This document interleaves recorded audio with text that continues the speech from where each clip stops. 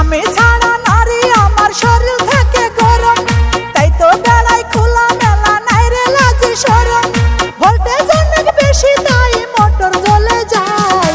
জাপানি মোটর আমি কোথায় গেলে পাই, জাপানি মোটর আমি কোথায় গেলে পাই।